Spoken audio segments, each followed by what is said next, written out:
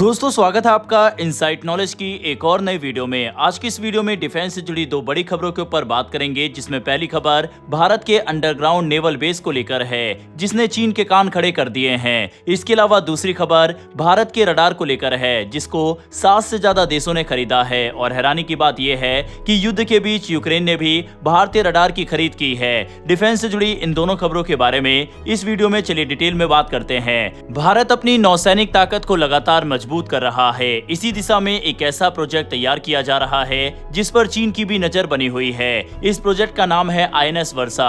चीन ने भले ही इस बेस का नाम लेकर कभी खुलकर कुछ नहीं कहा हो, लेकिन उसकी गतिविधियां साफ बताती है कि वह इस प्रोजेक्ट को बेहद गंभीरता से देख रहा है। सवाल यह है कि आखिर INS वर्षा इतना खास क्यों है और इससे चीन क्यों चिंतित है। दरअसल INS वर्षा आंध्र प्रदेश के तट पर बनाया जा रहा भारत का एक अत्याधुनिक नौसैनिक अड्डा है। यहाँ परमाणु ऊर्जा से चलने वाली पनडुब्बियों को रखा जाएगा। इसकी सबसे बड़ी खासियत यह है कि ये बेस जमीन के नीचे बनाया जा रहा है, यानी भारतीय पनडुब्बियां बिना ज्यादा दिखाई दिए सीधे समुद्र में जा सकेंगी और वापस भी आ सकेंगी। इससे दुश्मन देशों के लिए उनकी निगरानी करना काफी मुश्किल हो जाएगा।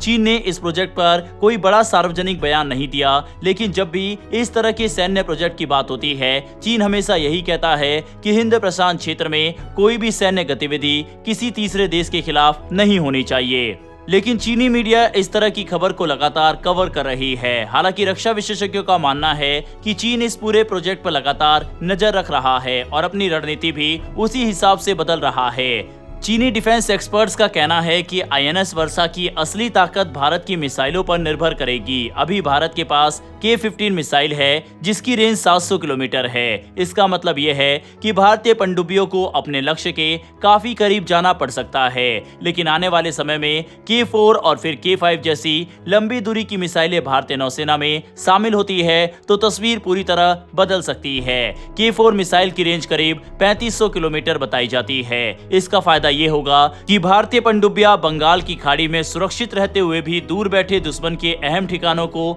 निशाना बना सकेंगी, यानी भारत की समुद्र से जवाबी हमला करने की क्षमता पहले से कहीं ज्यादा मजबूत हो जाएगी। चीन के कई विशेषज्ञ ये भी मानते हैं कि INS वर्षा का सबसे ज्यादा असर बंगाल की खाड़ी में दिखाई देगा। इससे भारत अपने आसपास के समुद्री इलाके में ज्यादा मजबूत स्थिति में होगा। हालांकि उनका कहना है कि इससे दक्षिण चीन सागर में चीन की ताकत पर तुरंत कोई बड़ा असर नहीं पड़ेगा, क्योंकि वहां चीन पहले से काफी मजबूत मौजूदगी रखता है। अब बात करते हैं चीन की प्रतिक्रिया की। चीन ने हिंद महासागर में अपनी गतिविधियां लगातार बढ़ाई है। खासतौर पर म्यांमार के क्याओक्फ्यू बंदरगाह को काफी अहम माना जा रहा है। आधिकारिक तौर पर ये एक व्यापारिक बंदरगाह है, लेकिन कई रक्षा विशेषज्ञों का मानना है कि भविष्य में इसका इस्तेमाल चीनी नौसेना की निगरानी और लॉजिस्टिक सपोर्ट के लिए भी किया जा सकता है। यहाँ से बंगाल की खाड़ी पर नजर रखना काफी आसान हो जाता है। इसके अलावा चीन लगातार अपने सर्वे जहाज और ट्रैकिंग जहाज हिंद महासागर में भेज रहा है। ये जहाज समुद्र की गहराई, पानी का तापमान, समुद्र की बनावट और दूसरे महत्वपूर्ण जानकारी जुटाते हैं। ये जानकारी भविष्य में पनडुब्बियों का पता लगाने और उन्हें ट्रैक करने में काफी काम आती है। इसीलिए माना जाता है कि चीन हिंद महासागर में अपनी अंडर वाटर निगरानी लगातार मजबूत कर रहा है। वहीं INS वर्षा भारत के लिए सिर्फ एक नौसैनिक अड्डा नहीं है, ये भारत की परमाणु सुरक्षा का भी एक महत्वपूर्ण हिस्सा बनने वाला है। यहाँ भारतीय पनडुब्बियों की मरम्मत, रख रखाव और तैयारी पूरी सुरक्षा के साथ की जा सकेगी। अगर कभी युद्ध जैसी स्थिति बनती है तो भारत की समुद्र में मौजूद परमाणु पनडुब्बियां जवाबी हमला करने में सक्षम रहेंगी। ये किसी भी मजबूत परमाणु शक्ति की सबसे बड़ी ताकत मानी जाती है।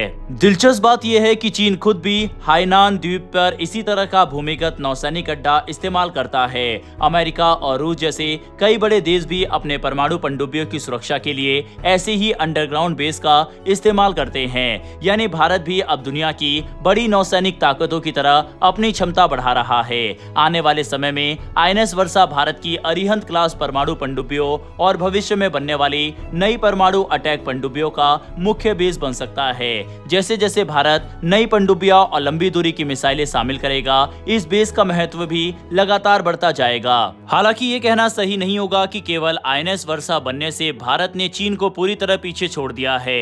चीन के पास आज भी दुनिया के सबसे बड़ी नौसेनाओं में से एक है और उसकी समुद्री ताकत लगातार बढ़ रही है।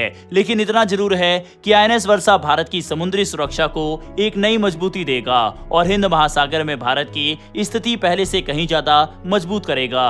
यानी साफ है कि आने वाले वर्षों में भारत और चीन के बीच मुकाबला सिर्फ जमीन या आसमान पर नहीं बल्कि समुद्र की गहराइयों में भी देखने को मिलेगा और INS वर्षा इसी बदलती रणनीतिक तस्वीर का सबसे अहम हिस्सा बनने जा रहा है।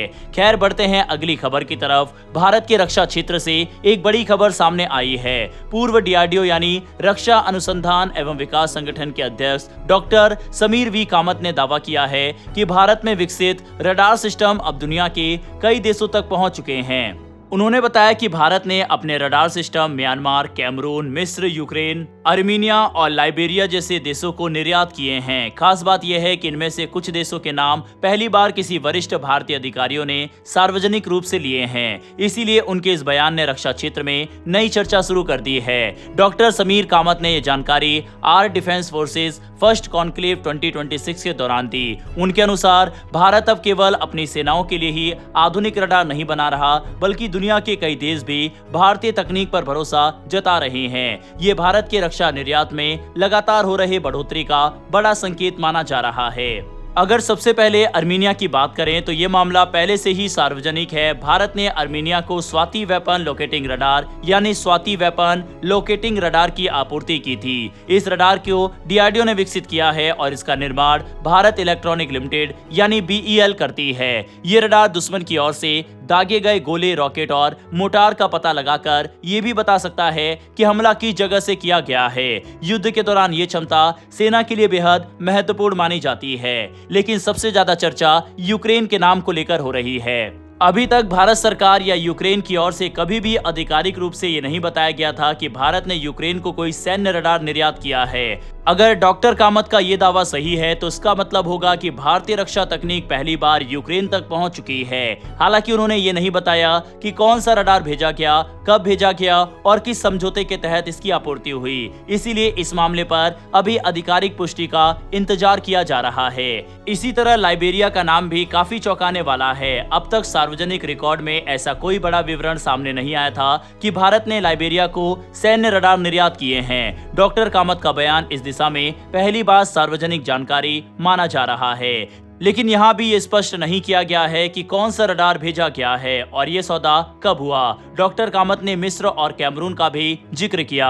पिछले कुछ वर्षों में भारत और इन दोनों देशों के बीच रक्षा सहयोग जरूर बढ़ा है, लेकिन अब तक किसी आधिकारिक घोषणा में ये साफ नहीं किया गया था कि भारत ने इन्हें कौन से रडार सिस्टम दिए हैं। वहीं म्यांमार लंबे समय से भारत का रक्षा सहयोगी रहा है। भारत पहले भी म्यांमार को कई तरह के सैन्य उपकरण और रक्षा प्लेटफॉर्म दे चुका है। हालांकि रडार सिस्टम की आपूर्ति को लेकर ज्यादा जानकारी यहां से भी सार्वजनिक नहीं की गई थी। डॉक्टर कामत के बयान के बाद माना जा रहा है कि क्षेत्र में भी भारत का सहयोग पहले से ज्यादा व्यापक हो सकता है। भारत का लक्ष्य अब केवल अपनी जरूरतें पूरी करना नहीं है बल्कि बड़ा वैश्विक निर्यातक बनना भी है। पिछले कुछ वर्षों में भारत ने मिसाइल, तोप, युद्धपोत, इलेक्ट्रॉनिक युद्ध प्रणाली, बख्तरबंद वाहन और निगरानी उपकरण जैसे कई रक्षा उत्पाद दुनिया के अलग अलग देशों को निर्यात किए हैं। अब रडार सिस्टम भी भारत के प्रमुख रक्षा निर्यात उत्पादों में शामिल होते दिखाई दे रहे हैं। बहरहाल दोस्तों, आपके हिसाब से भारत द्वारा इस तरह के रडार जो इन देशों को दिया जा रहा है, क्या ये सही फैसला है या फिर नहीं? इस पर अपनी राय कमेंट बॉक्स में लिखकर बताइएगा। डेली डिफेंस और वर्ल्ड अफेयर से जुड़ी ऐसी वीडियो के लिए नीचे दिए गए सब्सक्राइब बटन को प्रेस कर बेल आइकन को जरूर दबा लें। फिर मिलेंगे ऐसी एक नई वीडियो के साथ। धन्यवाद। जय हिंद, जय भारत।